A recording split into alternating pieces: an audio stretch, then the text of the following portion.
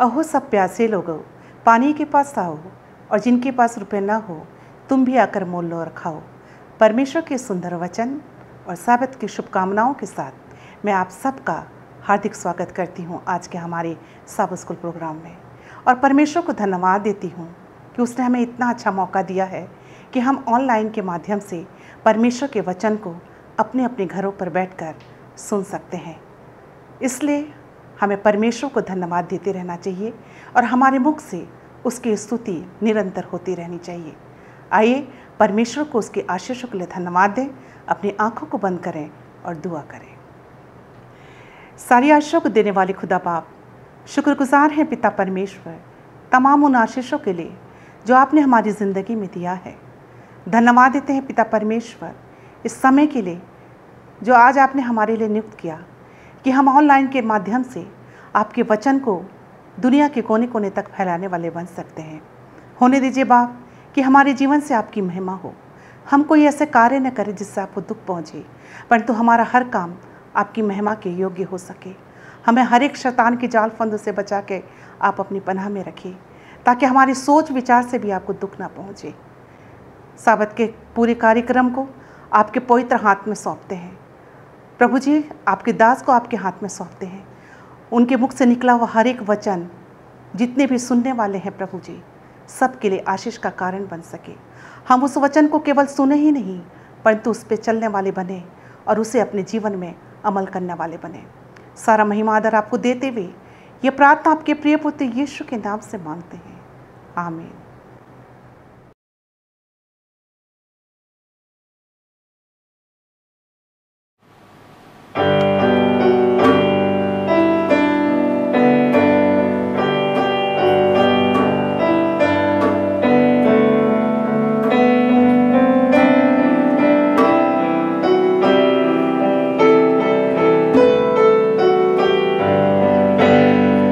धन्य धन्य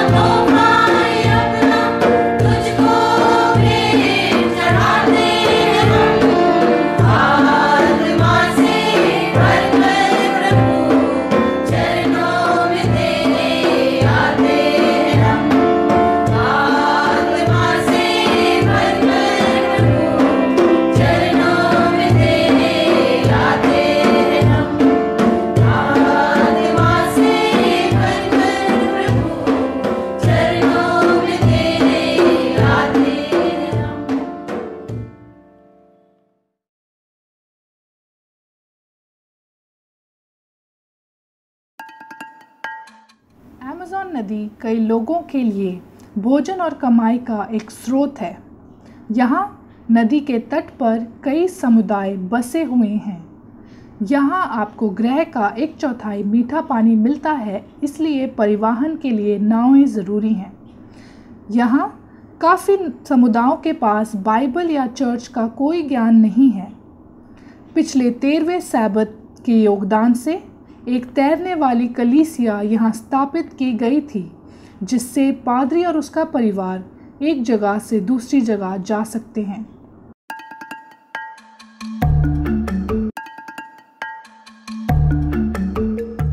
church leader विगलाइफ कहते हैं कि इस चर्च को बनाने के पीछे मुख्य लक्ष्य उन जगहों तक पहुंचना है जहां आम तौर पर यात्रा करना कठिन है। इस नाव में पादरी और उनके परिवार के अलावा एक बाइबल कार्यकर्ता और कप्तान भी रह सकते हैं। इस नाव में एक सभाघर है जिसमें 120 लोगों के बैठने की जगह है। यह एक आरामदायक जगह है जहां लोग परमेश्वर के बारे में जान सकते हैं। फोंजो, जो कि एक नेवल इंजीनियर है, जानते हैं कि यहाँ लोगों तक वचन पहुँचाना कितना मुश्किल है और वे खुश हैं कि इस नाव के द्वारा ये संभव है। और वे काफ़ी प्रभावित हैं कि कैसे इस नाव के द्वारा परमेश्वर का वचन आगे बढ़ रहा है। इस नाव में चालक दल के लिए भी कमरे हैं। रेनो गुएरा इस नाव के कप्तान और पादरी दोनों हैं। वह और उनकी पत्नी नतालिया इस क्षेत्र में आशा और उपचार लाने का काम कर रहे हैं। जैसे ही ये नाव किनारे पर आती है, लोग इसे बहुत खुशी के साथ प्राप्त करते हैं। इस नाव चर्च को देखकर खुशी होती है क्योंकि ये एक सुंदर और अनोखी नाव है। पादरी रेनो लोगों का ध्यान केंद्रित करने के लिए हॉर्न बजाते और लोग उत्सुकता से देखने के लिए आते हैं। फिर पादरी उन्हें चर्च के कार्यक्रम के लिए आमंत्रित करते हैं और उस समुदाय में प्रवेश करते हैं जहां काम शुरू हो चुका है। नाव को आमतौर पर 60 दिनों के लिए गोदी किया जाता है और परिवारों के स्वास्थ्य के बारे में पूछा जाता है। पिछले वर्ष में 2 नए चर्च इस नाव के माध्यम से स्थापित किए गए थे।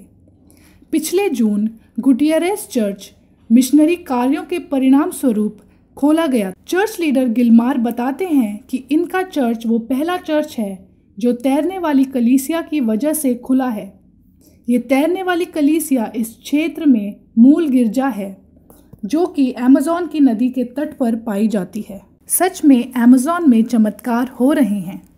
हमने देखा है कि इस परियोजना से लोगों का परमेश्वर और एडवेंटिस्ट चर्च की तरफ नज़रिया बदल रहा है। लोग भी बदल रहे हैं। वो ज़्यादा शांत, खुश और आनंदित हैं। चर्च कई समुदायों को एहसास दिलाता है कि वो कैसे एक साथ अन्य परियोजनाओं को विकसित करने के लिए काम कर सकते हैं। ये मानते हैं कि ये नाव के द्वारा काफ़ी लोग यीशु के पास आएंगे और ये नाव वहाँ तक पहुँचेगी जहाँ तक पुस्तकें और रेडियो सिग्नल भी नहीं पहुँच सकते। हम प्रार्थना करते हैं कि इसे अच्छे से प्रबंधित किया जाए और ये दूर के स्थानों तक सुसमाचार पहुँचाने के उपयोग आए। हमारे पास ये अवसर है कि हम नदियों और महासागरों के द्वारा अपने उद्देश्य तक पहुँच सकें। आप सब हमारे और उन कई मिशनरियों के लिए प्रार्थना करें जो अमेज़न को आशा और सामर्थ्य से भरना चाहते हैं और इस परियोजना को 13वें सैबत के भेंट के माध्यम से सहयोग देने के लिए आप सबका धन्यवाद।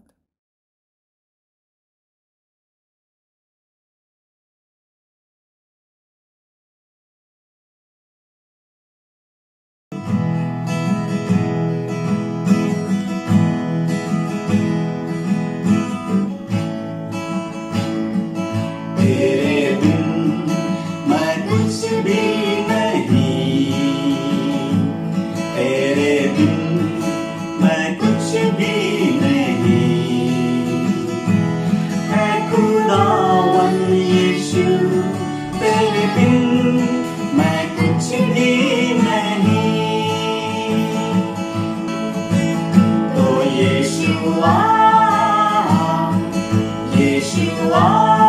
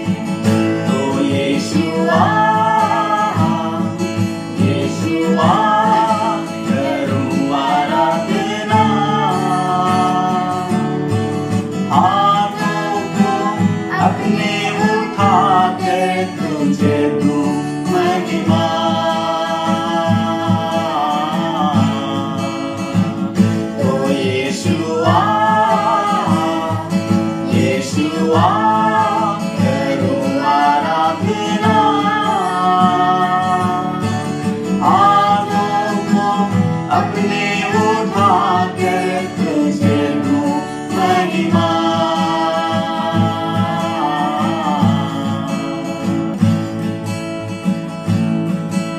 सर को अपने झुकाता हूँ, मैं तेरे हुजूर, मैं तेरे हुजूर बनकर कुर्बानी आता हूँ तेरे हुजूर।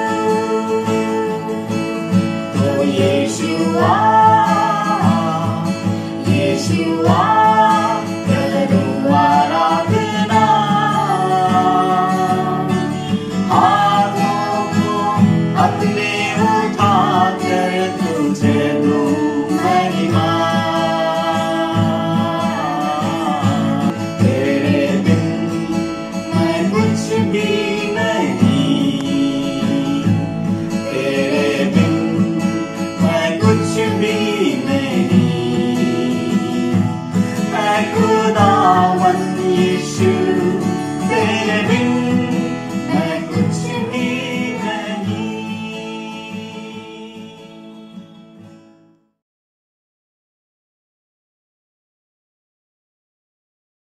आप सभी दर्शकों का स्वागत है आज के हमारे सब स्कूल पाठ के अध्ययन में।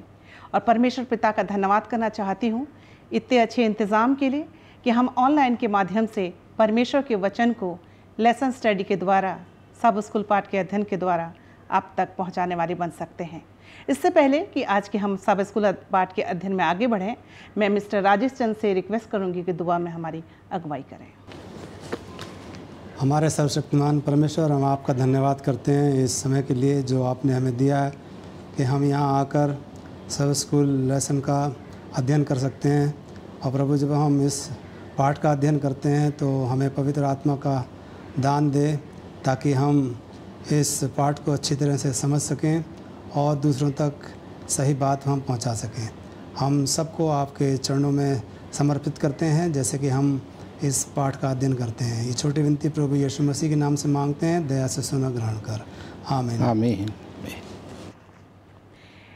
जैसा कि हम सब जानते हैं कि हम 2020 के तीसरे त्रिमास में चल रहे हैं और इस पूरे त्रिमास में हम यीशु के लिए मित्र बनाना और उसके काम में साझेदारी का आनंद इस विषय पर चर्चा कर रहे हैं। आज पाठ 7 है और आज जिस विषय पर हम चर्चा करने वाले हैं उसका शीर्षक है वचन साझा करना। वचन साझा करना। याद वचन के लिए आप मेरे साथ अपनी बाइबल खोल सकते हैं। यशाया उसका 55वां अध्याय और उसका 11वां पद। यहाँ इस प्रकार से लिखा है, उसी प्रकार से मेरा वचन भी होगा जो मेरे मुख से निकलता है, वह व्यर्थ रहकर मेरे पास न लौटेगा, परंतु जो मेरी इच्छा है उसे वह पूरा करेगा और जिस काम के लिए मैंने उसको भेजा है उसे वह सफल करेगा। परमेश्वर अपने पढ़े वचन पर आशीष दे। हम परमेश्वर को धन्यवाद देते हैं पवित्र वचन बाइबल के लिए, जो कि पवित्र आत्मा के द्वारा प्रेरित होकर 40 लोगों के द्वारा लिखी गई और इसे लिखने में 1600 साल लगे। अजीज़ों, कल्पना करें यदि हमारे पास बाइबल नहीं होती तो हम कैसे यीशु के मसीह के बारे में जानते। महान विवाद, परमेश्वर का प्रेम, उसका जन्म, जीवन, सेवकाई, उसकी मृत्यु, पुनरुत्थान और उसके दूसरे आगमन के बारे में हमें कुछ भी पता नहीं रहता। हालांकि प्रकृति परमेश्वर की महिमा और उसकी शक्ति को प्रकट करती है, लेकिन यह उद्धार की योजना को प्रकट नहीं करती। आज हमारे सभी परिवारों के पास बाइबल है और पवित्र आत्मा की मदद से अजीज़ों, हम सब बाइबल समझ सकते हैं और उसे दूसरों के साथ साझा भी कर सकते हैं।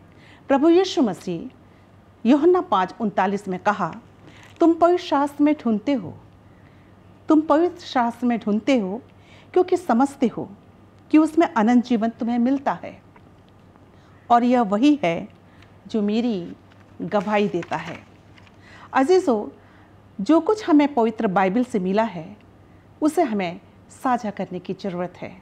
हमें सेत मेत मिला है अजीज़ों, हमें सेत मेत ही देना है। आज के पाठ को और बेहतरीन तरीके से समझाने के लिए मेरे साथ पास्टर आर भारती और मिस्टर राजेश चंद हो सकते हैं। सर, मैं आप दोनों का आज के हमारे सब स्कूल पाठ के अध्ययन में हार्दिक स्वागत करना चाहती हूँ। आइए हम रविवार के पाठ में आगे बढ़ें, जो कि परमेश्वर के वचन के प्रतीक के बारे में बताता है।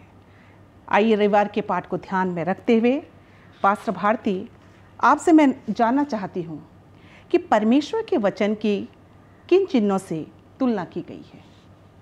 मैं सबसे पहले परमेश्वर का धन्यवाद देना चाहता हूँ कि वे परमेश्वर ने अपने लोगों के द्वारा अपना पवित्र वचन हमारे हाथों में सुपुर्द किया है।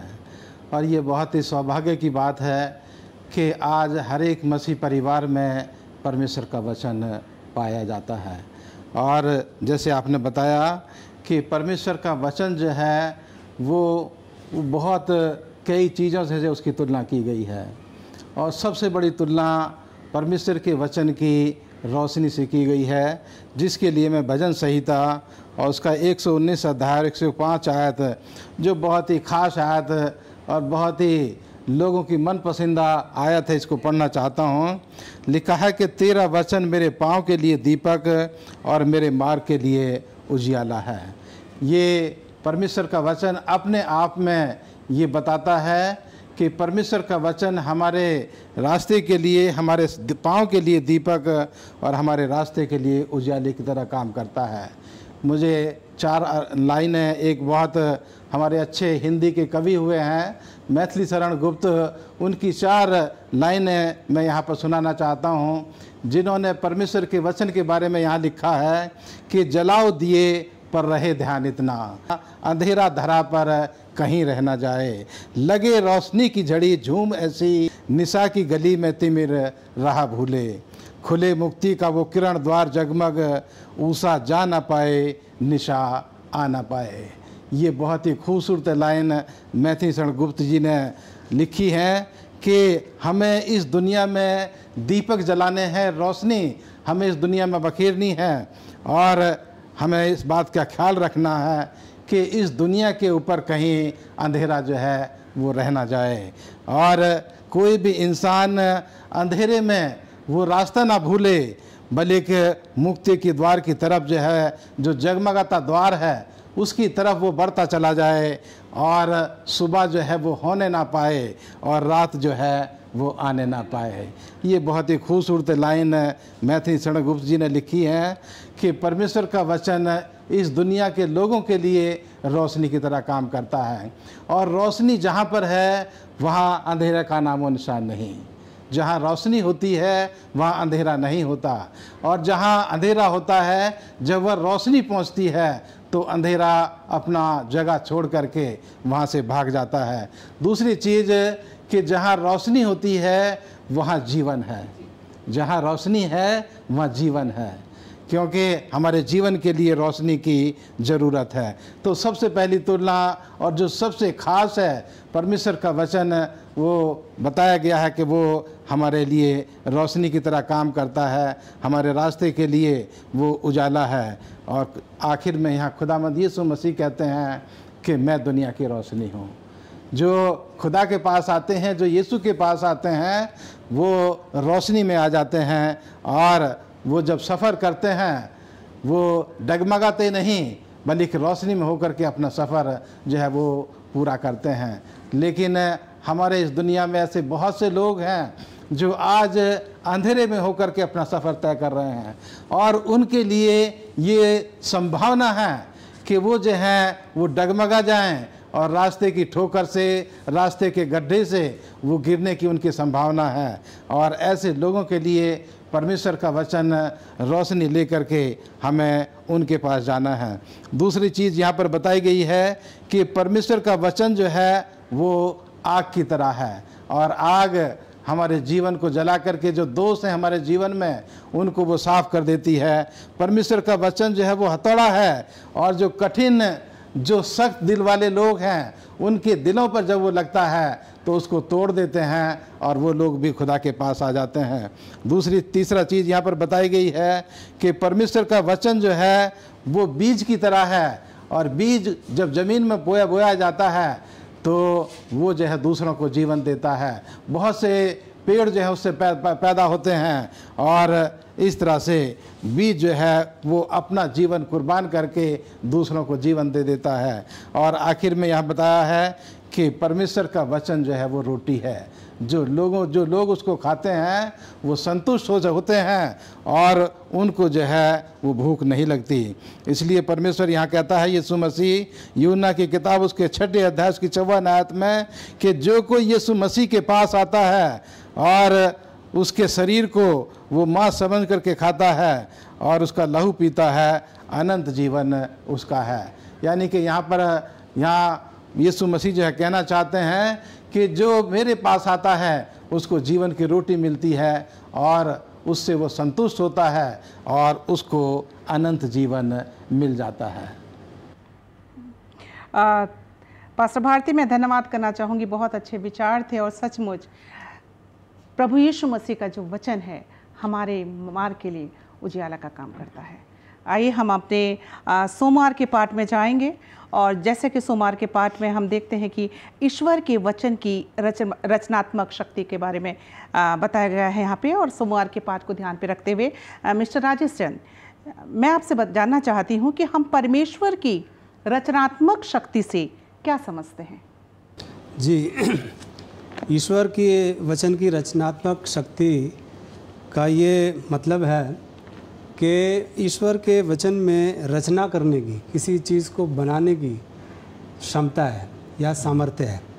तो ईश्वर का जो वचन है वो बहुत ही रचनात्मक शक्ति से भरा हुआ है। परमेश्वर का वचन है वो एक जीवित वचन है और ये उन चीज़ों को पूरी करने की शक्ति रखता है जिन्हें ये घोषित करता है।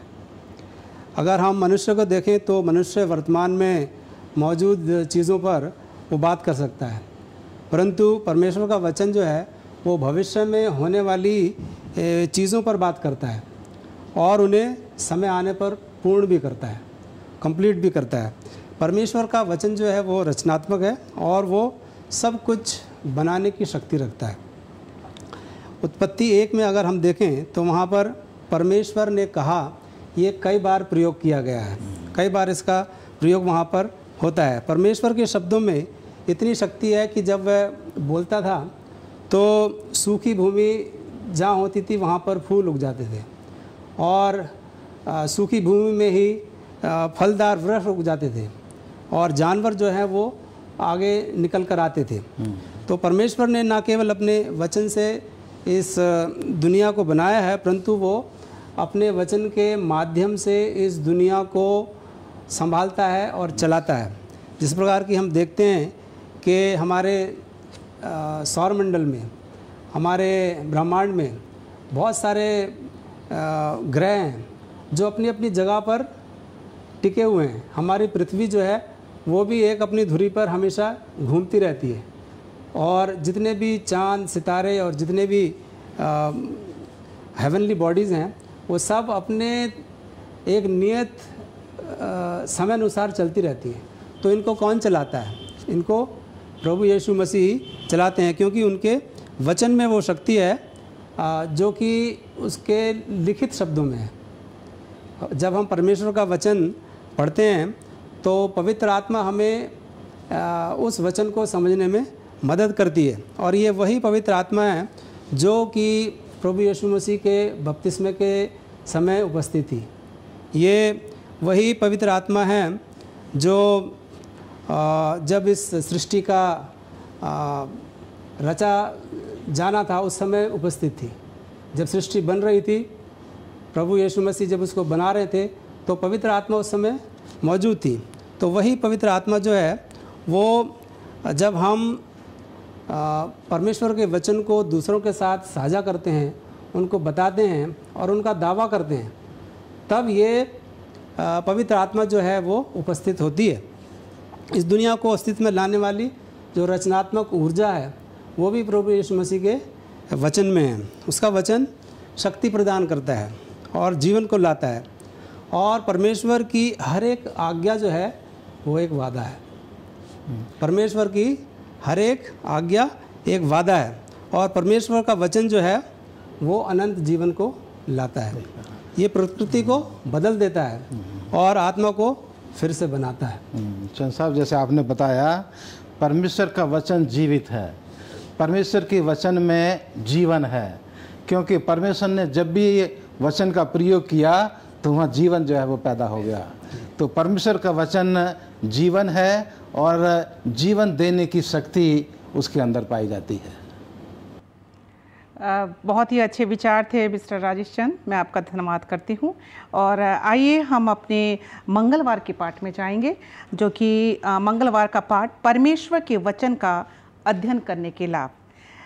कभी कभी ऐसा होता है कि जो हम परिवार में बहुत सारे ऐसे लोग होते हैं, कई ऐसी परिवार के लोग होते हैं जिन्हें बाइबल पढ़ने का मौका ही नहीं मिलता है। कुछ लोग ऐसे होते हैं जो बाइबल को पढ़ते तो हैं लेकिन समझ नहीं पाते।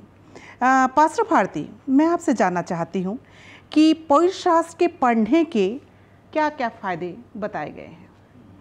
ये हम सब के लिए, हमारे दर्शकों के लिए भी बहुत अच्छा सवाल है। और मैं बताना चाहता हूँ कि दुनिया में आज तक मिसिस फ्रांसिस कोई भी आदमी ऐसा नहीं हुआ जिसने पूरा वचन जो है उसको समझ लिया हो। तो जैसे आपने बताया कि बहुत से लोग अपने परिवार में वचन को बैठ कर के पढ़ते हैं, कभी कभी नहीं समझते हैं। तो यहाँ दुनिया में बहुत सारे ऐसे लोग हैं जो परमेश्वर के वचन को पढ़ते हैं लेकिन नहीं समझते हैं। और जैसे हमने पिछले अध्यायों में भी सीखा कि जब तक हमें कोई बताने वाला ना हो, समझाने वाला ना हो, हम कैसे समझ सकते हैं। तो परमेश्वर की पवित्र आत्मा, परमेश्वर के लोग हमारे पास जब आते हैं तो परमेश्वर के वचन को हम समझते हैं। और आज मैं यहाँ पर बताना चाहता हूँ कि जो लोग परमेश्वर के वचन को पढ़ते हैं उनको उसके पढ़ने से क्या लाभ होता है, क्या उसके फ़ायदे हैं परमेश्वर के वचन के पढ़ने से। यहाँ दूसरा तिमोथी उसका 3 अध्याय उसकी 16 आयत में पढ़ना चाहूँगा अपने दर्शकों के लिए। लिखा है कि संपूर्ण पवित्र शास्त्र परमेश्वर की प्रेरणा से रचा गया है और उपदेश और समझाने और सुधारने और धार्मिक की शिक्षा के लिए लाभदायक है, ताकि परमेश्वर का जन सिद्ध बने और हर एक भले काम करने के लिए तत्पर हो जाए। तो यहाँ पर कई चीज़ें जो है दी गई हैं कि परमेश्वर का वचन जो है वो हमें, अगर हम गलत रास्ते पर चल रहे हैं तो उसकी शिक्षा हमें सही रास्ते पर लाने के लिए उपदेश देती है। हमें जो है परमेश्वर का वचन समझाता है कि अगर हम कहीं कोई गलत काम कर रहे हैं तो हम उसे ना करें। और परमेश्वर का वचन जो है हमारे जीवन की गलतियों को सुधारने में हमारी मदद करता है। जब हम परमेश्वर का वचन पढ़ते हैं और हमें पता लगता है कि हम यहाँ पर गलत हैं, तो परमेश्वर की पवित्र आत्मा अपने वचन के द्वारा हमारी मदद करती है। और परमेश्वर का वचन धर्म की शिक्षा के लिए जो है वो बहुत लाभदायक है और हमें अच्छे काम करने में हमारी मदद करता है। और उसका वचन जो है वो पवित्र है। मैं खास करके यहाँ पर बताना चाहता हूँ कि परमेश्वर का वचन जो है दुनिया के तमाम लोगों के लिए है और उसमें मौलिक शिक्षा और नैतिक शिक्षा जो है दुनिया के तमाम लोगों के लिए पाई जाती है। जैसे हम पढ़ते हैं निर्गमन की किताब उसके 20 अध्याय में, और वहाँ परमेश्वर का वचन कहता है कि तू चोरी ना कर, तू खून ना कर, तू जो है लालच ना कर और तू झूठी गवाही ना दे, अपने माता पिता का आदर और सम्मान कर। तो ये नैतिक शिक्षा परमेश्वर का वचन हमें दुनिया के तमाम लोगों के लिए देता है। और इसके साथ ही साथ वो हमें जो है धर्म की शिक्षा भी देता है कि हम अपने परमेश्वर को प्यार करें। और साथ साथ वो ये कहता है कि हम अपने पड़ोसी को भी प्यार करें, अपने दुश्मनों के लिए हम प्रार्थना करें। तो परमेश्वर का वचन जब हम पढ़ते हैं तो हम गलत रास्ते से हट करके और परमेश्वर के रास्ते पर लाने में परमेश्वर का वचन हमारी मदद करता है। हमारी ज़िंदगी की कमियों को, दोषों को हमसे जो है वो दूर करने की जो है उसमें शक्ति और सामर्थ्य है। और हमें एक अच्छा समाज का नागरिक बनने की हमें शिक्षा देता है कि हम समाज के एक अच्छे नागरिक बन करके अपना जीवन इस दुनिया में एक अच्छा जीवन जिएं, अपने समाज के लिए, अपने चर्च के लिए, अपने लोगों के लिए हमारा जीवन जो है परमेश्वर के वचन को पढ़ने से अच्छा जीवन बनता है, दूसरों के लिए आशीष का जीवन बनता है। तो ये परमेश्वर का वचन मुझे नैतिक शिक्षा, मौलिक शिक्षा, धार्मिक शिक्षा और एक अच्छा नागरिक बनने की शिक्षा, कि हम देश के एक अच्छे नागरिक, समाज के एक अच्छे जिम्मेदार व्यक्ति बने और हमारा जीवन जो है वो दूसरों के लिए आशीष का जीवन बन सके। तो परमेश्वर का वचन हमारे लिए पढ़ना बहुत ही ज़रूरी है, बहुत ही लाभदायक है, जिसके पढ़ने से हमारा खराब जीवन जो है वो अच्छा जीवन हो सकता है और दूसरों के लिए भी वो आशीष का कारण जो है वो बन जाता है।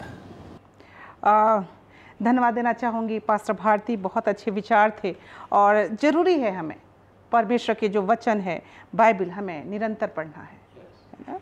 आइए हम बुधवार के पाठ में चलेंगे और बुधवार के पाठ को ध्यान पे रखते हुए मिस्टर राजेश चंद, मैं आपसे जानना चाहती हूँ कि यदि हम परमेश्वर के वचन को अपने जीवन में लागू करते हैं तो ये हमारे जीवन को किस प्रकार से प्रभावित करता है? जी देखिए, परमेश्वर के वचन को लागू करना इसका मतलब ये होता है कि हम परमेश्वर के वचन को सिर्फ पढ़ के ही ना रह जाएं, बल्कि हम उसका अनुसरण करें और जो परमेश्वर के नियम हैं उनके मुताबिक हम अपने जीवन को चलाएं।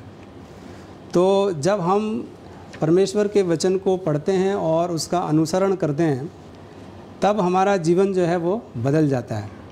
किसी ने परमेश्वर के वचन में 3000 से ज़्यादा वादों को गिना है। कहते हैं कि 3000 से ज़्यादा वादे परमेश्वर ने अपने वचन में किए हैं और प्रत्येक वादा परमेश्वर के दिल से आता है। देखिए, जब भी हम किसी से वादा करते हैं तो वादे दो तरीके के होते हैं, एक झूठा वादा, एक सच्चा वादा। तो सच्चा वादा जो होता है वो दिल से आता है और झूठा वादा जो होता है वो हम ऐसे ही बोल देते हैं। तो परमेश्वर इतना सामर्थी है कि वो हमारी विनती, हमारी समझ से कहीं ज़्यादा कार्य करता है। परमेश्वर के वादे बिल्कुल अटल हैं और जब हम इन वादों पर विश्वास करते हैं, खाली विश्वास नहीं बल्कि हम उनका जब दावा करते हैं, उनको क्लेम करते हैं, परमेश्वर के वादों को जब हम उनका दावा करते हैं तब जो है स्वर्ग की सारी आशीष हमें मिलती है। और ये दावे जो हैं जब हम दूसरों को सिखाते हैं या उनसे भी करवाते हैं तब हमें स्वर्ग की आशीष बहुत आयत में मिलती है। रोमियो 8 में अगर हम पढ़ते हैं तो वहाँ पर भी प्रेरित पौलुस ईश्वरीय शक्ति पर बहुत बल देता है। उसने वहाँ पर लिखा है, जिसने अपने निज पुत्र को भी ना रख छोड़ा वह उसके साथ हमें और सब कुछ क्यों ना देगा। और पतरस भी इस बात को बहुत ही स्पष्ट रूप से बताता है। परमेश्वर ने हमें एक आत्मिक जीवन जीने के लिए सब कुछ दिया है और वो हमारी बुनियादी ज़रूरतों को पूरा करने का भी पूरा वादा करता है। अगर हम यूहन्ना की पहला अध्याय और उसका 7वें पद से 9वें पद तक पढ़ें और फिलिपियों की किताब उसका 4था अध्याय और 13 और 19 पद को पढ़ें तो वहाँ पर 2 वादों का जिक्र किया गया है।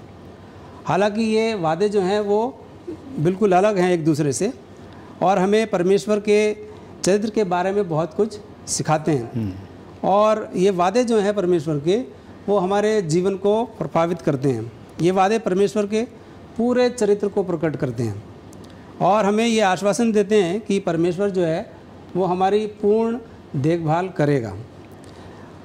परमेश्वर के वचन में परमेश्वर के बहुत सारे वादे हैं और जब हम विश्वास से इन वादों का दावा करते हैं तो उन वादों का आशीर्वाद जो है वो हमारा हो जाता है। तो हमें परमेश्वर का जो वचन है उसको अगर हम अपने जीवन में लागू करते हैं तो उससे हमारा जीवन जो है बहुत प्रभावित होता है। तो आइए हम परमेश्वर के वचन को सिर्फ पढ़े ही नहीं बल्कि उसको अपने जीवन में लगाएं, उसका अनुसरण करें और जो परमेश्वर के नियम हैं उसके मुताबिक हम चलें। तभी हम कह सकते हैं कि हमने परमेश्वर के वचन को अपने जीवन में लागू किया है। जैसे चंद साहब आपने बताया कि और हम भी ये विश्वास करते हैं कि हमारा परमेश्वर सच्चा है और उसके वादे भी सच्चे हैं जी। जो भी उसने वादे किए हैं अपने लोगों के साथ उनमें वो कभी उससे वो पीछे नहीं हटता। जो भी वो वादे करता है उनको वो पूरा करता है।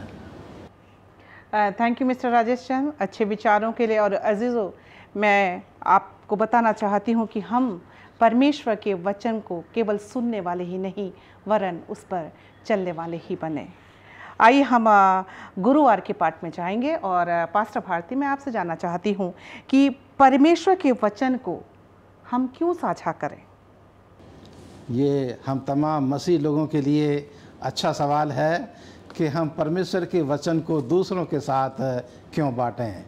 यहाँ कारण जो है मैं बताना चाहता हूँ कि क्या कारण है कि हमें परमेश्वर के वचन को दूसरे लोगों के साथ हमें साझा करने की ज़रूरत है। सबसे और मुख्य कारण मैं यहाँ पर बताना चाहता हूँ कि ये परमेश्वर का हुक्म है। ये परमेश्वर का हुक्म है कि जो भी मसीह लोग हैं, जब उन परमेश्वर का वचन उनके पास पहुँचा है तो उसने कहा कि तुम दुनिया के तमाम लोगों के बीच में जाओ। तो ये परमेश्वर का हुक्म है और उसके हुक्म के तहत हमें उसकी आज्ञा का पालन करना है। और इसलिए उनके प्रेरित भी जो है वो इस बात को कहते हैं। यहाँ पर प्रेरितों की किताब उसका 4 अध्याय और मैं 20 आयत केवल यहाँ पढ़ रहा हूँ। लिखा, क्योंकि यह तो हमसे हो नहीं सकता कि जो हमने देखा है और सुना है वह ना कहें। अगर हम इस आयत को समझें तो यहाँ ये पतरस और यूहन्ना जो है उनका जिक्र किया गया है कि वो जब मंदिर में जाते हैं तो वहाँ एक लंगड़े अंधे भिखारी को वो ठीक करते हैं और उसकी वजह से वहाँ के लोग उनके खिलाफ हो जाते हैं। फक्की फरीसी उनको पकड़ लेते हैं और पकड़ करके कहते हैं कि तुम ये गलत काम कर रहे हो, यीशु मसीह के नाम को तुम यहाँ प्रचार कर रहे हो, और उनको अरेस्ट करके और उनको जो है बंद कर दिया जाता है। दूसरे दिन उनको बुलाया जाता है, बीच में खड़ा किया जाता है और कहते हैं वो लोग कि तुम्हें यीशु मसीह के नाम का प्रचार नहीं करना है। और वो तब इस जवाब को वो यहाँ कहते हैं कि ये हमसे हो नहीं सकता कि हमने जो देखा है अपनी आँखों से और जो हमने अपने कानों से सुना है वो हम ना कहें। तो ये मसीह लोगों के लिए एक बहुत अच्छी जो है शिक्षा है कि जब परमेश्वर का वचन मसीह के लोगों के पास पहुंचता है तो उसको जो है उनको साझा करना है। और यहाँ लिखा है कि ये शुभ संदेश है, ये अच्छा संदेश है, और अच्छा संदेश कोई भी व्यक्ति अपने पास नहीं रखना मांगता। अच्छा संदेश हर एक व्यक्ति दूसरों के साथ जो है वो बांटना चाहता है। और इसलिए यहाँ लिखा है कि पौलुस जो है यहाँ पर कहते हैं रोमियो की किताब उसके पहले अध्याय की 14 और 15 आयत में कि मैं यूनानियों का और अन्य भाषी लोगों का कर्जदार हूँ, क्योंकि वो यीशु मसीह के नाम को नहीं जानते। मैं उनका कर्जदार हूँ इसलिए कि मैं परमेश्वर का वचन सुनाने के लिए उनके लिए हमेशा जो है वो तैयार रहूं। और पौलुस रसूल जो हैं यहाँ अपने जीवन की गवाही भी दे करके वो परमेश्वर के वचन को लोगों के साथ वो साझा करते हैं। लेकिन मसीह लोगों को यहाँ पर ये समझने की ज़रूरत है कि हम जो है हमें क्या कहना है, हमें जो है क्या कहना है, कैसे कहना है और कब कहना है। ये 3 बातों का हम बहुत ख्याल रखें जब हम परमेश्वर के वचन को साझा करते हैं।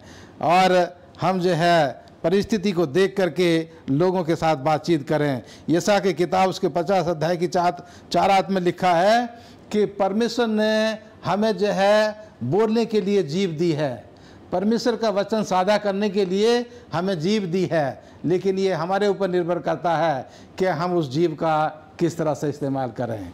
और दूसरा तिमुथी उसका 4 अध्याय की 2 आयत में भी लिखा है कि तू जो है वचन का प्रचार कर, समय और असमय रहते हुए हम परमेश्वर के वचन का सहनशीलता के साथ और शिक्षा दे दे करके लोगों को लाना दे करके हम डांट और समझा करके लोगों को परमेश्वर का वचन जो है वो देते रहें। और आखिर में कि हम जब परमेश्वर के वचन को साझा करते हैं और लोग उसको स्वीकार कर लेते हैं तो हमें खुशी मिलती है, हमें खुशी मिलती है और देख करके बहुत अच्छा लगता है कि देखो परमेश्वर ने मुझे इस्तेमाल किया और इस व्यक्ति ने खुदावंद यीशु मसीह को ग्रहण कर लिया, मुझे जो है वो बहुत खुशी होती है। तो इसलिए हमें आसमान में भी खुशियाँ मनाई जाती हैं और यही कारण है कि हमें परमेश्वर के वचन को साझा करना है।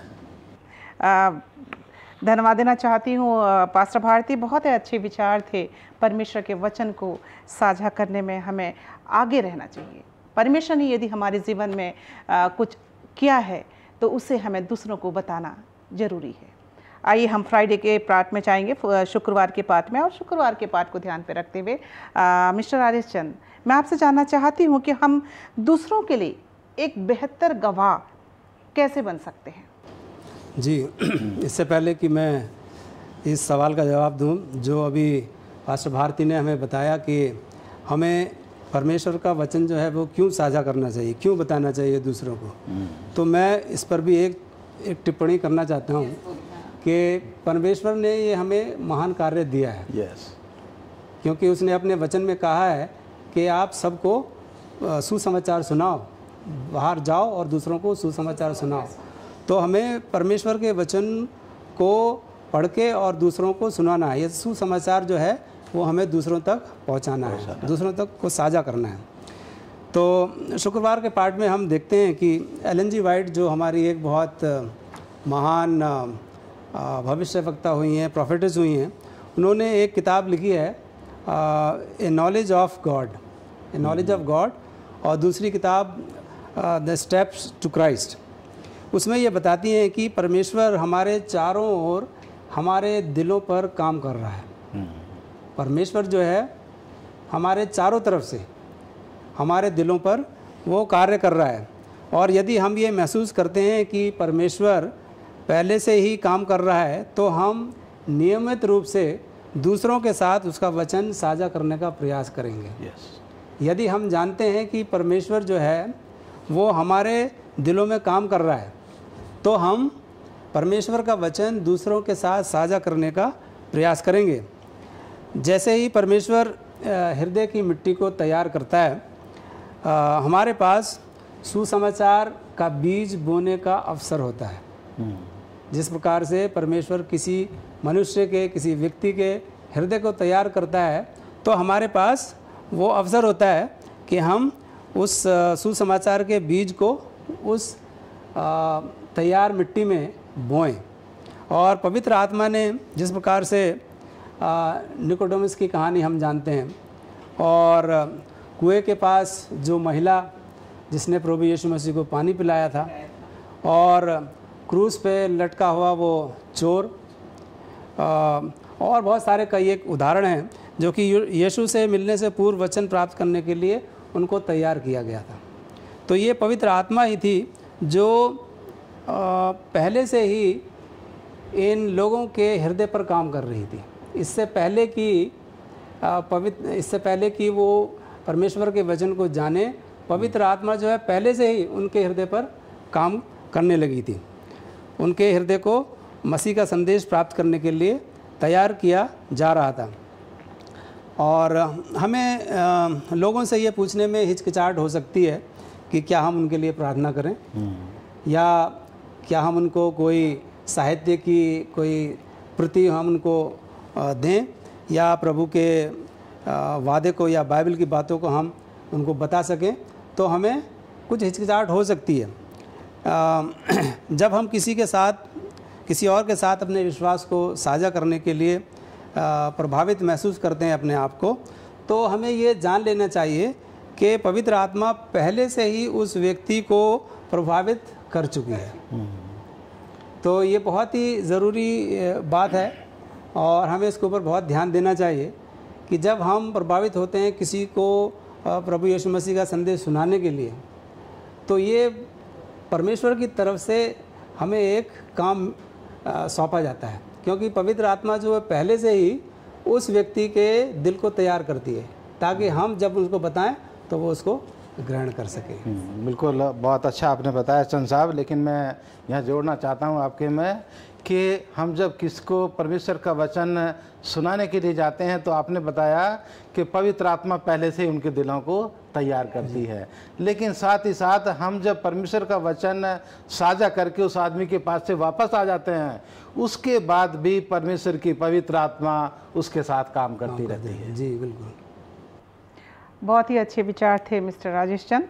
मैं पास्टर भारती आपका और मिस्टर राजेश चंद आपका धन्यवाद देना चाहती हूँ आज के हमारे सब स्कूल पाठ के अध्ययन में अपने विचारों को साझा करने के लिए। अजीज़ों, आज के सब स्कूल पाठ के अध्ययन में हमने ये सीखा कि हमें निरंतर बाइबल पढ़ते रहना चाहिए। हमने ये भी सीखा कि पवित्र शास्त्र को पढ़ने से क्या क्या फ़ायदे हो सकते हैं। पवित्र वचन, परमेश्वर का जो वचन है, उसको हमें दूसरों तक क्यों साझा करना चाहिए। आइए अजीज़ों, परमेश्वर ने हमारे जीवन में जो किया है उसे हम अपने तक सीमित न रखें, परंतु दूसरों के साथ साझा करें, ताकि ऐसे लोग जो परमेश्वर को नहीं जानते वो परमेश्वर को जान सकें और इस बात से प्रभु यीशु मसीह भी खुश हो सके। निरंतर हमें बाइबल पढ़ने की ज़रूरत है अजीज़ों, क्योंकि ये बाइबल प्रभु यीशु मसीह ने हमें दिया है। ये बाइबल, आइए हम बाइबल को अपनी ज़िंदगी का एक हिस्सा बना लें। ये बाइबल मेरी ज़िंदगी है। ये बाइबल खुदा का कलाम, खुदा ने जहाँ को दिया है बड़ा बेशकीमती इनाम। आइए परमेश्वर हम सबको आशीष और बरकत दे। आइए हम अपने सब स्कूल पाठ को ख़त्म करने के लिए हम पास्टर भारती से मैं रिक्वेस्ट करूंगी कि हमारी दुआ में हमारी अगुवाई करें। आइए दुआ करें। ज़मीन और आसमान के बनाने वाले परमपिता परमेश्वर, हमारे जीवन के मालिक, हमारे सृष्टिकर्ता परमेश्वर, हम तेरा धन्यवाद देते हैं प्रभु कि तूने अपना पवित्र वचन हमें दिया कि हम इसे पढ़ सकें और अपने परिवार में, अपने परिवार के लोगों को भी बांट सकें, अपने आसपास के लोगों को लिए इसको बांट सकें। परमेश्वर, ये जिम्मेदारी तूने हमें से हर एक मसीह खानदान को, मसीह व्यक्ति को दी है जिसके पास तेरा वचन पहुंचा है, कि प्रभु वो इस खुशखबरी के पैगाम को अपने तक ही सीमित ना रखें, बल्कि इस खुशखबरी को, इस अच्छे शुभ संदेश को वो दूसरे लोगों को भी दें, जिससे वो भी तेरे वचन को जान सकें और तेरे वचन के द्वारा तुझे जान करके अपने जीवन में रोशनी जान करके खुदामंद तुझे ग्रहण कर सकें, जिससे कि उनका जीवन भी रोशनी में हो सके और वो रोशनी में होकर अपने ज़िंदगी के सफ़र में आगे बढ़ सकें। खुदामंद हमारे दर्शकों के साथ हो, हमारे श्रोताओं के साथ हो और उनके परिवारों पर, उनके ख़ानदानों पर तेरी आशीष हो। उनके बाल बच्चों को अच्छे स्वास्थ्य में रख और हमें से हर एक को इस कोरोना महामारी से लड़ने की ताकत और कुव्वत और समझ परमेश्वर तेरी तरफ से मिले, कि हम अच्छी सेहत में रहते हुए तेरे वचन को बांटते हुए ज़िंदगी के सफ़र पर आगे बढ़ते जाएं, बहुत से लोगों को तेरे आने के लिए तैयार कर सकें और तेरे साथ स्वर्ग में हमेशा के लिए जा सकें। हमारी प्रार्थना को सुन और कबूल कर, मसीह यीशु के नाम में मांगते हैं, आमीन।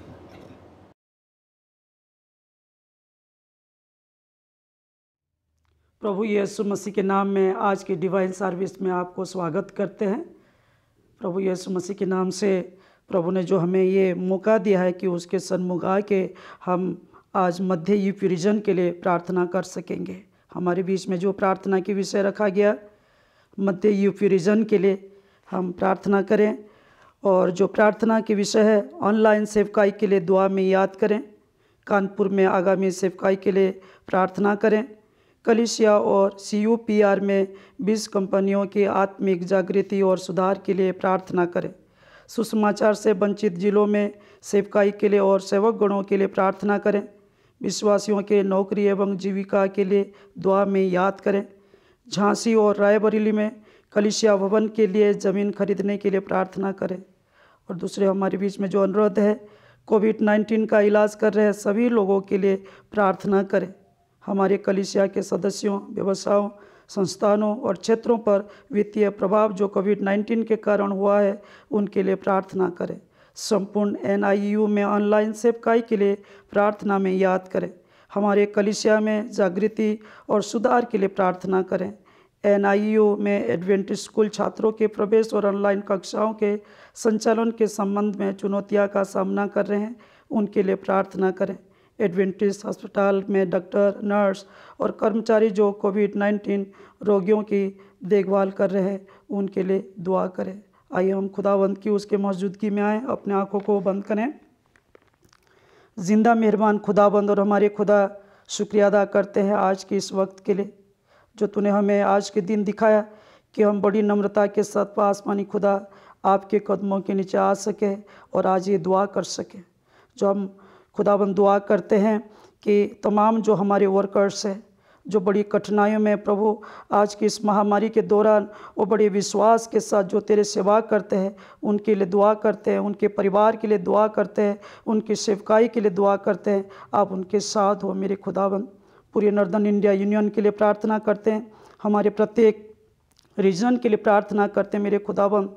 तेरे जो ऑफिसर लोग हैं मेरे खुदाबंद, जिन्हें तूने नियुक्त किया अपने सेवा के लिए मेरे खुदाबंद, उनकी ज़िंदगी और उनके परिवार और उनके विश्वासिकता के लिए हम धन्यवाद देते हैं, क्योंकि प्रभु वो तेरे सेवा के लिए अपने जीवन को समर्पित किया है मेरे खुदाबंद। आज की जो वक्ता हमारे बीच में है पास्टर फ्रैंकलिन फ्रांसिस के लिए दुआ करते हैं कि उन्हें तू अपने आत्मा से मसा कर और उन्हें अपने अनुग्रह से खुदाबंद उनके मन में प्रभु अपने आत्मा की सामर्थ्य से बोले और बातचीत करे, ताकि जो कलाम आज हमारे बीच में वो पेश करना चाहते हैं मेरे खुदाबंद बहुतायत की आशीष लेकर आए और हमारे ज़िंदगी में एक बहुत बड़ा प्रभाव डाले मेरे खुदाबंद, ताकि आपका वचन हमारे ज़िंदगी को बदल दे, आपका वचन हमारे सेवकाई में एक नया मोड़ लेकर आए और हम सब आत्मिक जीवन में भरपूर होकर जागृति पाए मेरे खुदाबंद और आपके सेवा को अंजाम दे सके। और जिस कहीं प्रभु आपका वचन नहीं पहुंचा है वहां तक आपका कलाम को हम पहुंचा सके और लोगों के जीवन में प्रभु उद्धार आए और लोग प्रभु विश्वास करके अनंत जीवन पाएँ। हम धन्यवाद देते हैं आज के इस दिन के लिए मेरे खुदाबंद। हमारे तमाम जो कलीसिया के सदस्य हैं हर एक जन को आपके हाथों में समर्पित करते हैं, हर एक को नाम व नाम आशीषित करें, हमारे हर एक पाप गुनाह को माफ़ करें। ये प्रार्थना मांगते हमारे उद्धारकर्ता मसीह यीशु के पवित्र नाम में, आमीन।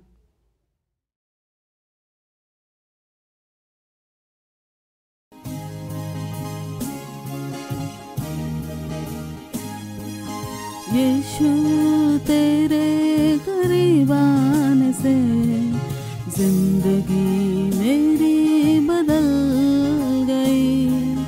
यीशु तेरे छूने से जिंदगी मेरी संवर गई।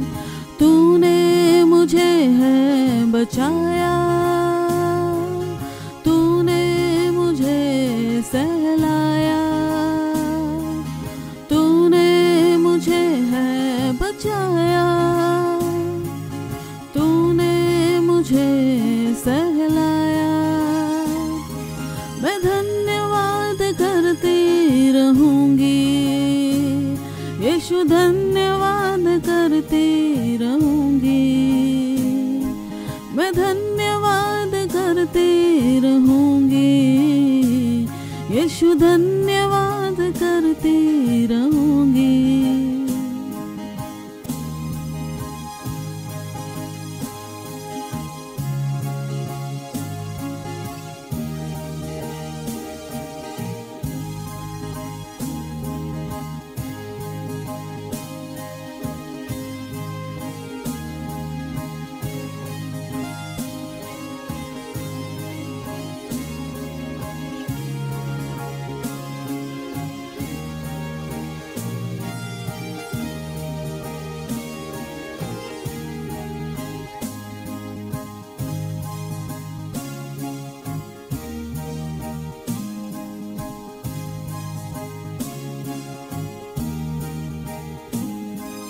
मैं तो पापों में डूबी हुई थी और जो तुझसे दूर हुई।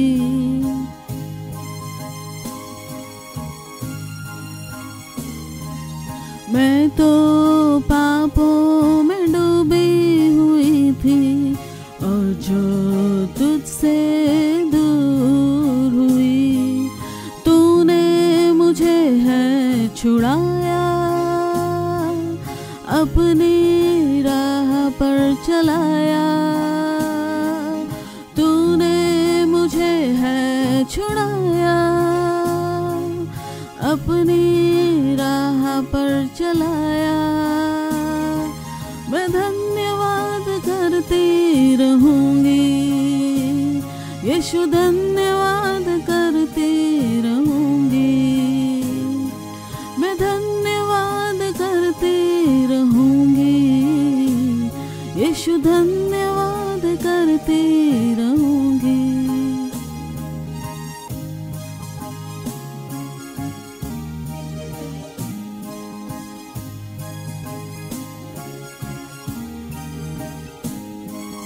यीशु ने ऐसा प्रेम जताया, मुझको अपनी बेटी बनाया।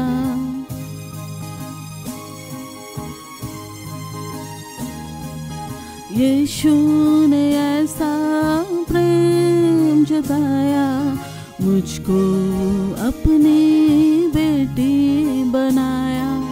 अपना लहू बहाया, जीवन नया दिलाया।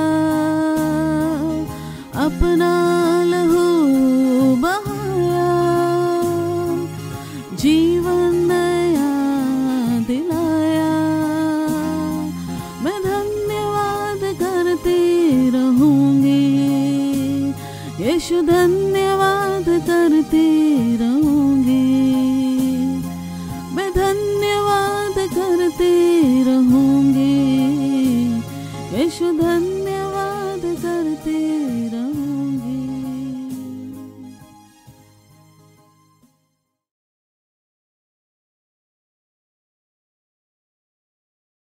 आप सभी को सबत मुबारक हो। परमेश्वर पिता का धन्यवाद देते हैं कि परमेश्वर ने हमें एक और मौका दिया है कि इस पवित्र सबत के दिन में हम अपने अपने घरों में बैठकर प्रभु की आराधना और स्तुति कर सकते हैं।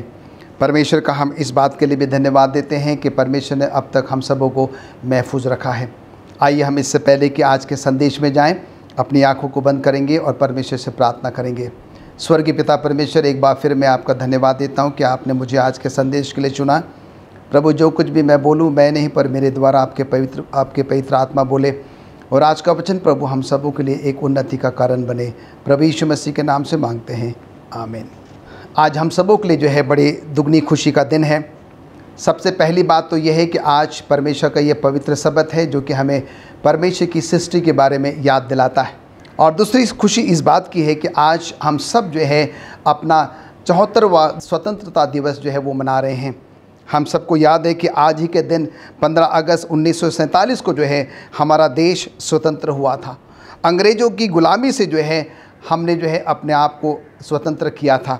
हम जानते हैं कि अंग्रेज़ों ने जो है 1757 से लेकर जो है 1947 तक 190 वर्षों तक हमारे देश पर जो है वो राज किया था। हमारे देश को अंग्रेज़ों ने अपना गुलाम बना के रखा था। हमारे लोगों ने जो है, जैसे कि महात्मा गांधी को हम जानते हैं, पंडित जवाहरलाल नेहरू को हम जानते हैं, सरदार वल्लभ भाई पटेल को हम जानते हैं, भगत सिंह के बारे में हम जानते हैं, आसिफ अली के बारे में हम जानते हैं, झांसी की रानी लक्ष्मीबाई को हम जानते हैं, अन्य और ऐसे कितने हैं जिन्होंने कि हमारे इस देश को स्वतंत्र करने के लिए, आज़ाद करने के लिए जो है अपने आप का जो है वो बलिदान कर दिया। और बड़ी मेहनत के बाद, इस कुर्बानी के बाद जो है 15 अगस्त 1947 को जो है हमारा देश आज़ाद हो गया। पर हम आज भी ये देखते हैं कि 74 वर्षों की आज़ादी के बाद भी आज भी हम जो है वो गुलाम हैं। आज हम एक ऐसे देश में तो रह रहे हैं, उसके बावजूद भी जो है हम क्या हैं, गुलाम हैं। कहा जाता है कि कोई भी देश जब तक आज़ाद नहीं कहलाया जा सकता जब तक कि उस देश का नागरिक या उस देश का व्यक्ति जो है अपने आप को स्वतंत्र या आज़ाद महसूस ना करें। हम यहाँ पर सिर्फ राजनीतिक स्वतंत्रता की बात नहीं कर रहे हैं। आज हमारा देश तो क्या पूरी दुनिया में कोई भी ऐसा देश नहीं है जो कि पाप से अपने आप को मुक्त कर पाया है। और इसलिए आज हम सब के सब जो है वो पाप के गुलाम हैं। आज हम जो है आतंकवाद के गुलाम हैं, आज भ्रष्टाचार के गुलाम हैं, जातिवाद के गुलाम हैं, नक्सलवाद के गुलाम हैं, बेरोजगारी के गुलाम हैं, भूखमरी के गुलाम हैं, भय और अनेकों ऐसी सामाजिक बुराइयां हैं जिसके द्वारा हम देखते हैं कि चारों तरफ हमारे अपने लोग जो है इसी स्वतंत्र देश में रहने के बावजूद भी जो है अपने आप को क्या कहते हैं, गुलाम जो है वो महसूस करते हैं। इसी बात को ध्यान में रखते हुए जो है मैं आपको आज से 2016 साल पहले जो है वो लेकर जाना चाहता हूँ। हम सब जानते हैं कि परमेश्वर ने मनुष्य को अपने स्वरूप में, अपनी समानता में बनाया है, जिसका उल्लेख बाइबल में हम पाते हैं। उत्पत्ति उसका पहला अध्याय और उसका 27वां पद, जहाँ पर इस बात का उल्लेख है कि परमेश्वर ने मनुष्य को अपने स्वरूप में, अपनी समानता में बनाया है। और हम यहाँ पर देखते हैं कि फिर परमेश्वर ने मनुष्य आदम से कहा कि तुम क्या करो कि इस अदन की वाटिका की जो है वो देखभाल करो। और हम यहाँ पर देखते हैं कि आदम जो है उस अदन की वाटिका की देखभाल करना शुरू कर देता है। और परमेश्वर ने उससे ये भी कहा था कि इस अदन की वाटिका में जितने भी सब प्रकार के जो वृक्ष हैं, उन सब वृक्षों के जो फल है, तुम उन वृक्षों के फलों को जो है बेखटक जो है बेहिचक क्या कर सकते हो, खा सकते हो। पर इसी अदन की वाटिका के मध्य में एक भले और बुरे का वृक्ष भी है, और तुम जो है उस वृक्ष के पेड़ के फल को जो है तुम ना खाना, और जिस दिन तुम क्या करोगे, उस वृक्ष के फल को खा जाओगे, तुम जो है वो मर जाओगे। और हम यहाँ पर देखते हैं उसके बाद परमेश्वर ने ये देखा कि आदम का अकेला रहना अच्छा नहीं है, और परमेश्वर ने उसके लिए एक सहायक जो कि हवा के रूप में बनाया। और उसके बाद आदम और हवा को जो है अदन की वाटिका में रख दिया गया, और सुबह दोपहर शाम जो है आदम और हवा जो है बहुत ही खुश रहा करते थे। और हर शाम परमेश्वर जो है उनसे मिलने के लिए अदन की वाटिका में आया करता था। जैसे उस अदन की वाटिका में प्रवेश करता, वो आदम आदम करके आवाज़ देता, और दौड़कर आदम और हवा जो है वो परमेश्वर से मिलने के लिए चले जाते। और हम यहाँ पर देखते हैं कि उस खास दिन, जिस दिन जो है हवा और आदम ने क्या किया था, उस वृक्ष के फल को खा लिया था, और उस दिन क्या किया कि वे लोग जो है वो परमेश्वर की आवाज़ को सुनने के बावजूद भी क्या हो गए, वो लोग नहीं गए। और हम यहाँ पर देखते हैं कि उस शाम जब परमेश्वर उस अदन की वाटिका में आता है, और जब वो आवाज़ देता है, और हम यहाँ पर देखते हैं कि आदम कहता है कि प्रभु मैं आपका सामना नहीं कर सकता। परमेश्वर ने उससे कहा कि क्या तूने उस पेड़ के फल को, जिससे कि मैंने खाने से मना किया था, तूने उस फल को खा लिया? और फिर हम यहाँ पर देखते हैं कि आदम हाँ कहता है, और उसके बाद परमेश्वर इस बात से जो है वो बहुत दुखी हो जाता है। और फिर हम देखते हैं कि परमेश्वर जो है आदम और हवा को जो है उस अदन की वाटिका से क्या कर देता है, वो बाहर निकाल देता है। पर हमारा परमेश्वर जो है इतना प्रेमी और इतने दयालु और अनुग्रहकारी परमेश्वर है। परमेश्वर मनुष्य के पाप में गिरने के बाद परमेश्वर ने जो है एक ऐसा प्रावधान, एक ऐसा इंतज़ाम किया जिससे कि वो क्या कर सके, मनुष्य को उस पाप से जो है वो बचा सके, उसको जो है वो छुटकारा दे सके। और हम यहाँ पर देखते हैं कि उसके लिए प्रभु परमेश्वर ने जो है अपने बेटे यीशु मसीह के द्वारा जो है एक बलिदान की भी क्या कर दी, व्यवस्था कर दी। पर हम यहाँ पर देखते हैं कि पाप जो है वो धीरे धीरे जो है वो बढ़ता चला गया। मनुष्य की जो सामर्थ्य है और वो पाप सीमा से जो है वो बाहर होता चला गया। और हम यहाँ पर देखते हैं कि मनुष्य स्वयं जो है उस पाप की कीमत जो है वो अदा नहीं कर सकता था, और इसलिए परमेश्वर ने अपने एकलौते बेटे यीशु मसीह को जो है हमारे और आपके पापों के लिए जो है उस क्रूस पर क्या कर दिया, बलिदान कर दिया। हम यहाँ पर देखते हैं कि मनुष्य का जो स्वभाव है वो जो है बंधे नहीं रहना मांगता, वो जो है स्वतंत्र रहना मांगता है, वो जो है आज़ाद जो है वो रहना मांगता है। और हम देखते हैं कि उसको प्राप्त करने के लिए, उसको हासिल करने के लिए जो है वो किसी भी हद तक जाने को वो तैयार होता है। अगर उसे कहा जाए कि तुम किसी युद्ध में जाओ, वो जाने को तैयार होगा। उससे कहा जाए कि तुम अपने घर परिवार रिश्ते नातों को जो है वो छोड़ दो, उसके लिए जो है वो तैयार हो जाता है। और उसके लिए वो किसी भी प्रकार की जो कीमत है अदा करने के लिए भी क्या होता है, वो तैयार होता है।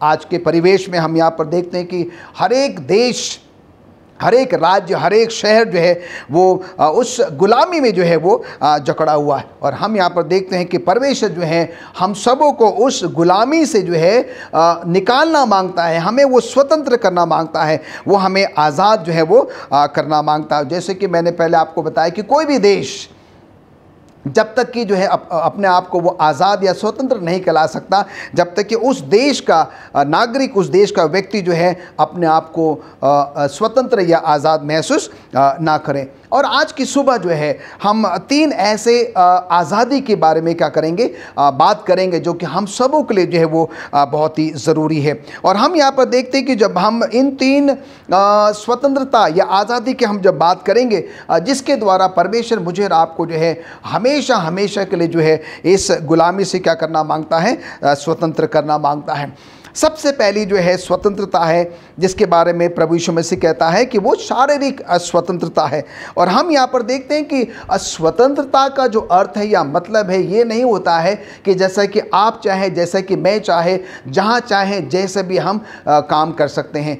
हमें जो है किसी नियम कायदे कानून के जो है वो तहत रहना पड़ता है, हमें उसका पालन करना पड़ता है। हम अपने देश की जब बात करते हैं, हम देखते हैं कि हमारा भारतीय संविधान है, और हम देखते हैं कि हमारा ये भारतीय संविधान के बारे में कहा जाता है कि ये सब देशों में सबसे बड़ा संविधान है, और इसको तैयार करने के लिए हम देखते हैं कि 2 साल 17 महीने और 11 दिन का जो है वो समय लगा है, और डॉक्टर B.R. आम्बेडकर की अध्यक्षता में जो है इस संविधान को जो है वो तैयार किया गया। और हम यहाँ पर देखते हैं कि इस संविधान में वो तमाम नियम कायदे कानून है जिसके द्वारा जो है हमारा देश जो है वो चलता है। और उसी प्रकार से परमेश्वर ने हमें और आपको भी जो है एक संविधान का रूप दिया है, जिसे कि हम क्या कहते हैं, बाइबल कहते हैं। और ये बाइबल में वो तमाम नियम कायदे कानून हैं, परमेश्वर की वो 10 आज्ञा हैं जो मुझे और आपको ये बताती है कि मुझे और आपको क्या करना है, मेरे और आपकी जो है वो सीमाएं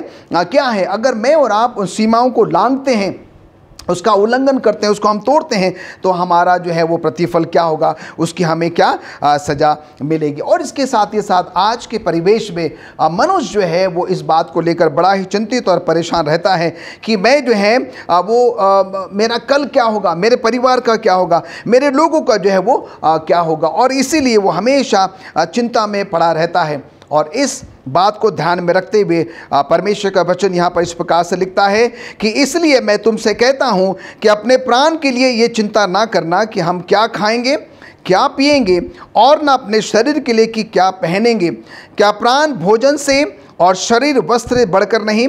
आकाश के पक्षियों को देखो, वे ना तो बोते हैं और ना काटते हैं और ना खतों में बटोरते हैं, तो भी तुम्हारा स्वर्गीय पिता उनको खिलाता है।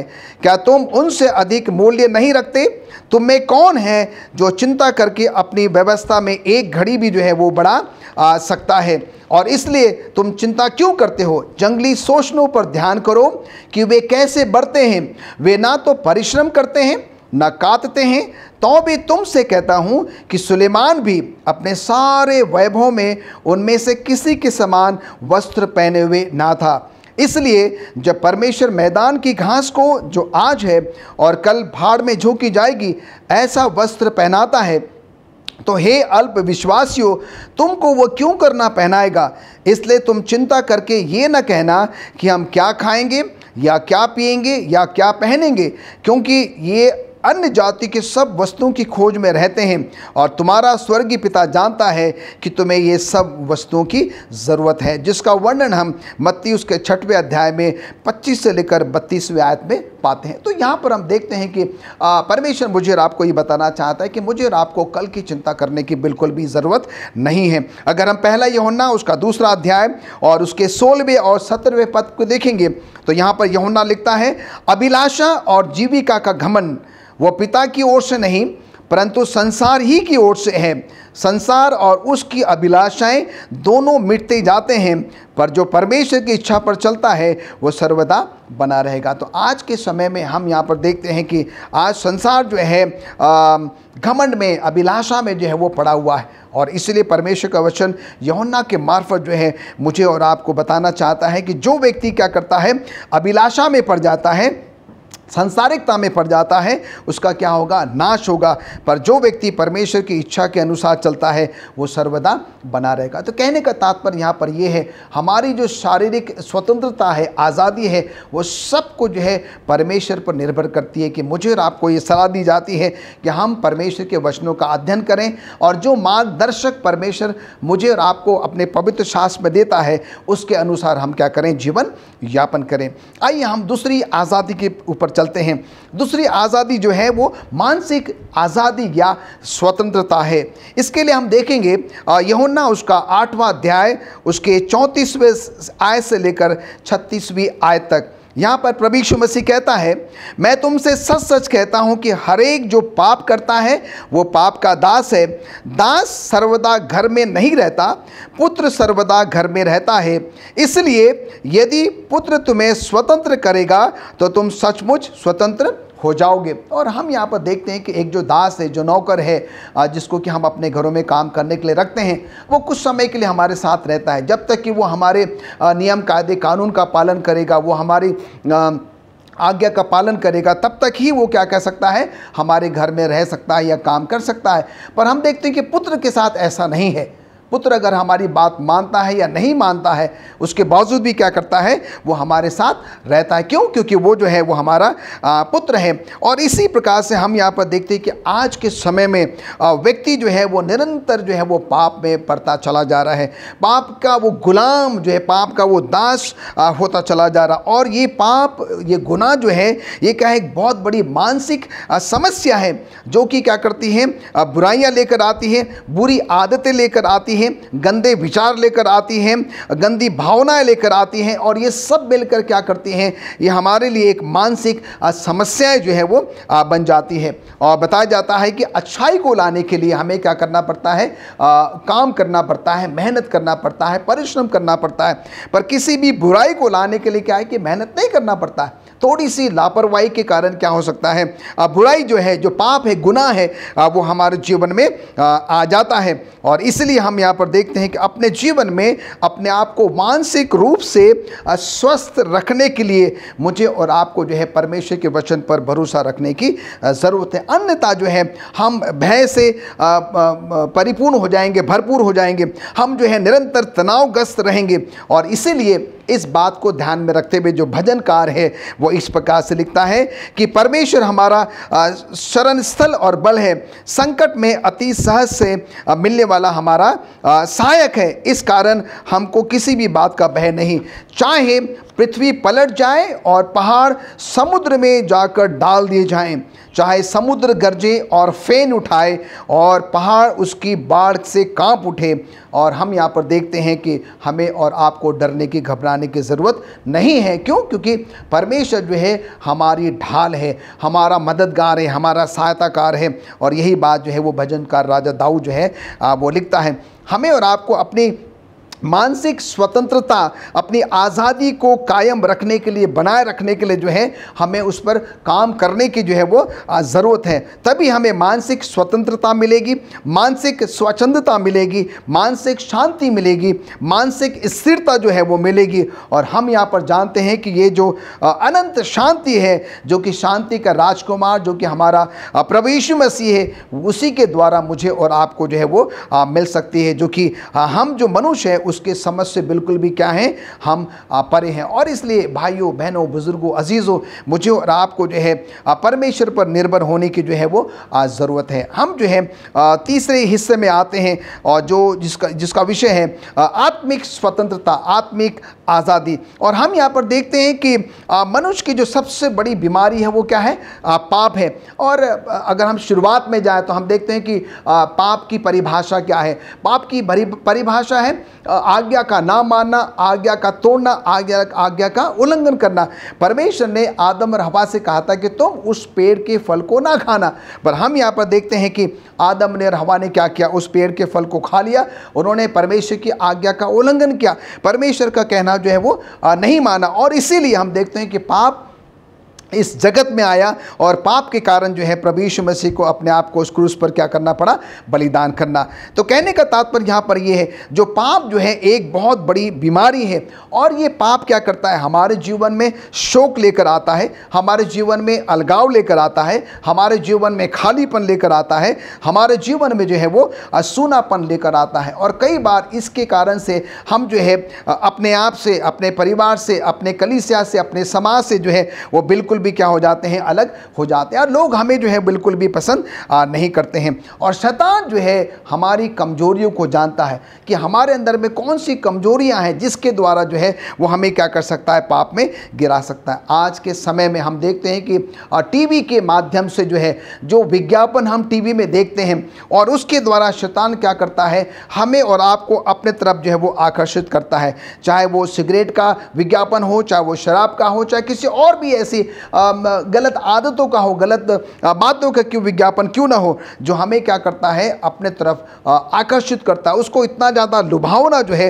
इतना ज़्यादा अच्छा बना दिया जाता है, और जिसके कारण आज के हमारे जवान बच्चे क्या हो जाते हैं, उसके तरफ आकर्षित हो जाते हैं और उसको जो है अपने जीवन का एक बहुत बड़ा हिस्सा जो है वो बना लेते हैं। पर हम यहाँ पर देखते हैं कि मुझे और आपको यहाँ पर ये बताया जाता है, हिदायत दी जाती है कि मुझे और आपको इससे बहुत ही सतर्क और सावधान रहने की ज़रूरत है। क्यों? क्योंकि हमारा प्रभु यीशु मसीह जो कि हमारा उद्धार करता है, वो नहीं चाहता कि हम और आप एक अशुद्ध जीवन व्यतीत करें, एक संसारिक जीवन व्यतीत करें, शैतान की मर्जी के अनुसार जो है वो जीवन व्यतीत करें। और इसलिए वो चाहता है कि हम क्या करें, इन सब बातों से बाहर निकल कर आएँ और एक शुद्ध जीवन जो है वो यापन करें।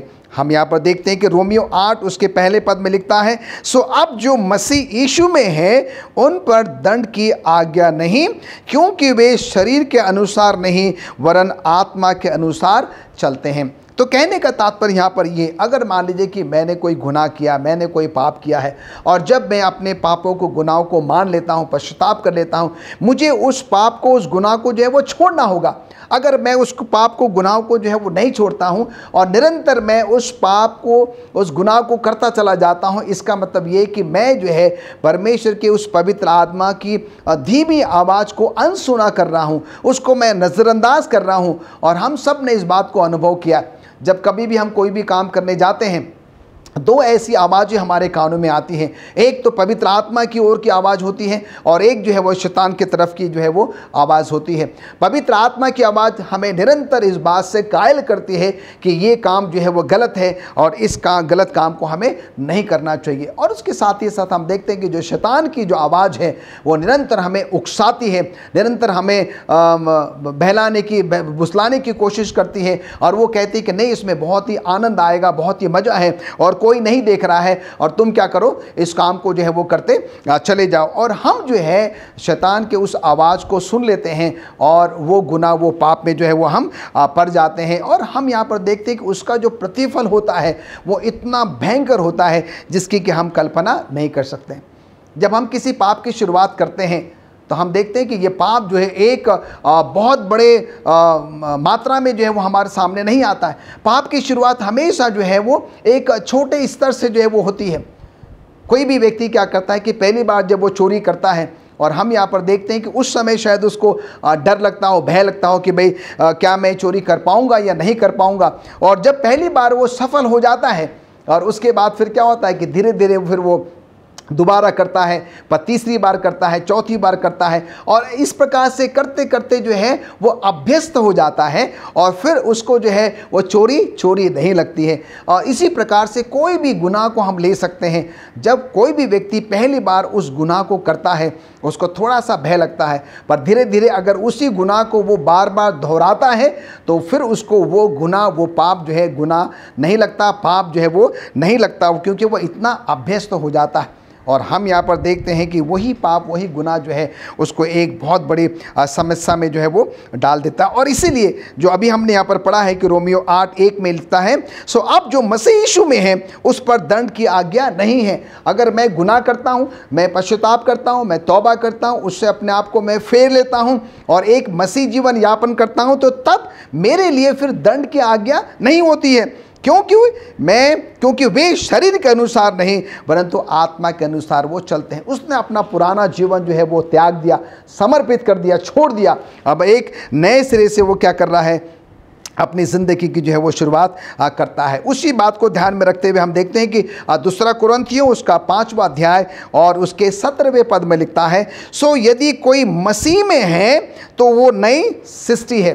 सो यदि कोई मसीह में है तो वो नई सृष्टि है, पुरानी बातें बीत गई हैं, देखे हुए सब नई है। अगर मैं और आप जो है अपना पुराना जीवन छोड़कर जब हम मसीह को अपना लेते हैं तो हम सब मसीह में क्या हो जाते हैं, एक नई सृष्टि हो जाती हैं, हम एक नई शुरुआत जो है वो कर जाते हैं।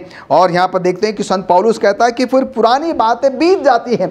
पुरानी बातों को परमेश्वर स्मरण नहीं रखता, उसको याद नहीं रखता, वो हमेशा हमेशा के लिए क्या हो जाता है, वो भूल जाता है। और फिर वो कहता है कि सब कुछ जो है वो नया हो जाता है। और इसीलिए अजीज़ों, भाइयों, बहनों, बुज़ुर्गों, बच्चों, हम सबों के लिए बहुत ही ज़रूरी है कि मैं और आप जो है वो किस प्रकार का जीवन यापन करता है। क्या आज भी मैं और आप उस गुलामी में जो है वो पड़े हैं? ये कौन कौन सी गुलामी हो सकती है? हम देखते हैं कि जब हम देश की बात करते हैं तो मैंने आपको बताया कि किस प्रकार से 200 सालों तक हम सब के सब जो है अंग्रेज़ों की गुलामी में थे। पर जब हम आध्यात्मिक तौर से हम बात करते हैं तो ऐसी बहुत सारी चीज़ें हैं जिसने हमें और आपको क्या क्या है, अपने आप को हमें गुलाम जो है वो बना कर रखा हुआ है। ये कौन कौन सी चीज़ें हैं? हम देखते हैं कि हमारे अंदर में घमंड है जिसके कि हम गुलाम हैं, हमारे अंदर में वो क्रोध है, वो गुस्सा है जिसके कि हम गुलाम हैं, हमारे अंदर में जलन की भावना है जिसके कि हम गुलाम हैं, हमारे अंदर में वो लालच है, एक गंदा प्रकार का जो लालच है हम उसके गुलाम हैं। हम यहाँ पर देखते हैं कि जो पैसे का लालच है हम उसके गुलाम हैं, हम जो है औहदे या पोजीशन के जो है वो गुलाम हैं। और इसीलिए मुझे और आपको इन सारे गुलामियों से जो है परमेश्वर बाहर निकालना चाहता है, हमें स्वतंत्र करना चाहता है, हमें आज़ादी देना चाहता है, आज़ाद जो है वो करना चाहता है। और जिन 3 हमने आज़ादी या स्वतंत्रता के बारे में पढ़ा है, पहली बात जो है शारीरिक स्वतंत्रता, दूसरी मानसिक स्वतंत्रता, तीसरा जो है वो आत्मिक स्वतंत्रता। और ये तीनों स्वतंत्रता जो है, तीनों आज़ादी जो है मुझे और आपको सिर्फ और सिर्फ प्रभु यीशु मसीह से मिल सकती है।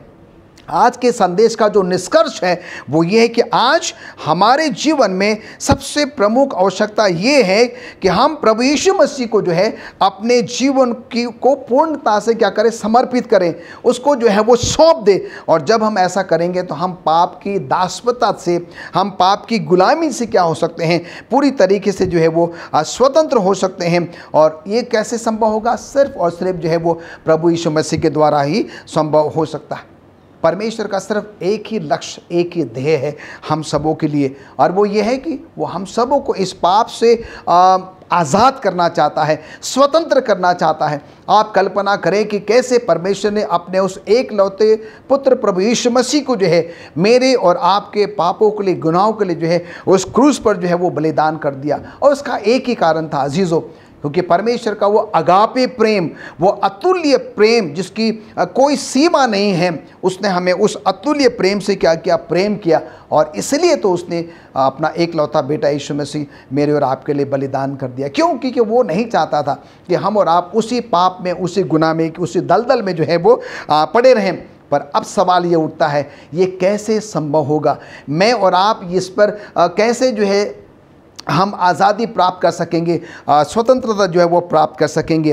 पहली बात मुझे और आपको ध्यान में रखने की ज़रूरत है, अगर मैं और आप अपने आप को उस पाप से स्वतंत्र करना चाहते हैं, आज़ाद करना चाहते हैं, आइए हम सब जो है सबसे पहला काम ये करें कि हम प्रभु यीशु मसीह पर विश्वास करें, उसको ही अपना सर्वोत्तम, उसको ही अपना सर्वश्रेष्ठ माने, अपने जीवन में सबसे पहला स्थान, प्राथमिकता जो है सिर्फ और सिर्फ यीशु मसीह को दें।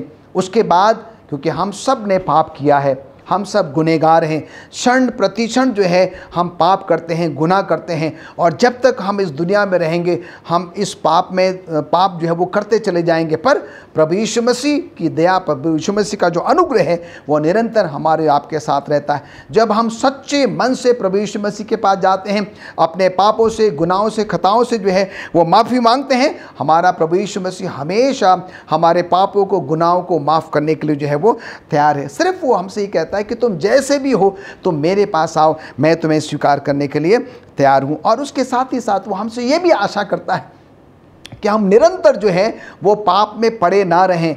हमने पाप किया, हम प्रभु यीशु मसीह के पास गए, हमने उससे क्षमा मांगी, और उसके बाद जब वो हमें क्षमा कर देता है तो फिर हमें उस पाप में, उस गुनाह में दोबारा नहीं जाना है, उसको हमेशा हमेशा के लिए छोड़कर जो है हमें एक नया जीवन यापन करना है। और जो तीसरी और बहुत ही महत्वपूर्ण बात है, हमारा संपूर्ण विश्वास और भरोसा जो है सिर्फ और सिर्फ प्रभु यीशु मसीह पर होना चाहिए। और जब हम अपना संपूर्ण विश्वास और भरोसा जो है प्रभु यीशु मसीह पर रखेंगे, भाइयों बहनों अजीज़ों, कोई शक नहीं है, कोई शंका नहीं है कि हम और आप जो है उस स्वर्गीय घर के हिस्सेदार नहीं हो सकते हैं। आज के इस समय में आइए अब हमारे अंदर में जो भी ऐसी कमियां हैं जिसके कि हम दास हैं, जिसके कि हम गुलाम हैं, जो मैंने आज के संदेश में आपके साथ साझा किया है, आइए हम उन सारी चीज़ों को निकालने के जो है वो कोशिश करें। और इसमें हम अपने आप से जो है वो विजय हासिल नहीं कर पाएंगे। परमेश्वर हमारे साथ है, परमेश्वर के पवित्र आत्मा हमारे साथ है जो हमारी मदद करेगा। जिससे कि हम इससे क्या हो जाएंगे, आज़ाद हो सकेंगे, स्वतंत्र जो है वो हो सकेंगे। और कितना अच्छा होगा कि हम सब के सब परमेश्वर के साथ, परमेश्वर के बेटे यीशु मसीह के साथ उस स्वर्गीय घर में प्रवेश कर सकेंगे, जहाँ पर हम उसके साथ हमेशा हमेशा के लिए वास कर सकेंगे। अजीज़ों, मैं परमेश्वर के साथ उस स्वर्गीय घर में जाना चाहता हूँ। मेरा ये विश्वास और भरोसा है कि मैं, आप भी जो है वो मेरे साथ उस परमेश्वर के स्वर्गीय घर में जाएं। और आइए हम सब अपने आप को प्रभु परमेश्वर को समर्पित करें और उस गुलामी से जो है अपने आप को स्वतंत्र करें, अपने आप को आज़ाद करें, जिसके द्वारा शैतान ने आज मुझे और आपको क्या कर रखा हुआ, जकड़ रखा हुआ। परमेश्वर हमारी मदद करने के लिए हमेशा तैयार है। परमेश्वर हम सबों को बहुत बहुत ऐसे आशीष और बरकत दे। आइए हम प्रार्थना करेंगे। स्वर्गीय पिता परमेश्वर, हम आपका धन्यवाद देते हैं आज के पवित्र शब्द के लिए, आज की पवित्र संगति के लिए और आज के अच्छे संदेश के लिए। पिता परमेश्वर, हम धन्यवाद देते हैं कि आपने हमें ये मौका दिया है कि हम ऐसे स्वतंत्र देश में रह सकते हैं, जहाँ पर कि हमारे पास ये आज़ादी है कि हम स्वतंत्र रूप से प्रभु आपके वचनों को पढ़ सकते हैं, आपके वचनों को सुन सकते हैं, समझ सकते हैं और दूसरों के साथ भी साझा कर सकते हैं। पिता परमेश्वर, हम जानते हैं कि हम हमारे जीवन में ऐसी बहुत सारी चीज़ें हैं जिसके कि हम गुलाम हैं, हम उससे स्वतंत्र होना चाहते हैं, उससे आज़ाद होना चाहते हैं। पर प्रभु, हम ये भी जानते हैं कि हम में कोई ऐसी खूबी, ऐसी कोई लियाकत नहीं है कि हम अपने बल, शक्ति और सामर्थ्य से प्रभु इसमें स्वतंत्र या आज़ाद हो सकें। प्रभु, आपके पवित्र आत्मा की हम सबों को सख्त ज़रूरत है। हम सब की मदद करें कि प्रभु हम इस गुलामी से अपने आप को आज़ाद करें और आपके बेटे यीशु मसीह की आमद के लिए प्रभु हम अपने आप को तैयार करें। इस समय विशेष करके प्रभु हम अपने देश के लिए, देश के नेताओं के लिए दुआ करते हैं प्रभु, जिनके कांधों पर आपने एक बहुत बड़ी बागडोर सौंपी है कि वो इस देश का संचालन कर सकते हैं।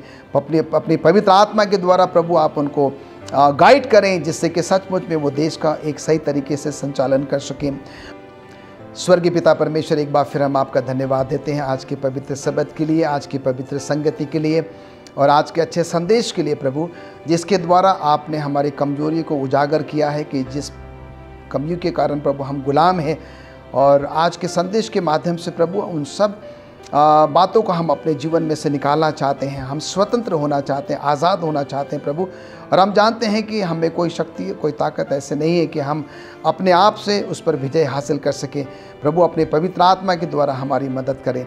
इस समय विशेष करके प्रभु हम अपने देश के लिए दुआ करते हैं, जहाँ पर कि हम प्रभु एक ऐसे स्वतंत्र देश में रह सकते हैं, जहाँ पर कि हमें आज़ादी है कि हम बड़ी आज़ादी के साथ आपके वचनों का अध्ययन कर सकते हैं और आपके वचन को दूसरों के साथ साझा कर सकते हैं। विशेष करके देश के नेताओं के लिए दुआ करते हैं प्रभु, जिनके कांधों पर आपने एक बहुत बड़ी जिम्मेदारी सौंपी है, जबकि वो इस देश का संचालन करते हैं। उनको ज्ञान, बुद्धि और समझ से परिपूर्ण करें, जिससे कि बड़े डर और भय के साथ, बड़ी ईमानदारी के साथ अपनी अपनी जिम्मेदारी को निर्वाह कर सकें। पुनः प्रभु, आज के पवित्र शब्द में हम सब के सब अपने आप को आपके हाथ में सौंपते हैं। हम सबके पाप, गुनाहों, खताओं को आप माफ़ करें। प्रभु यीशु मसीह के नाम से मांगते हैं, आमीन।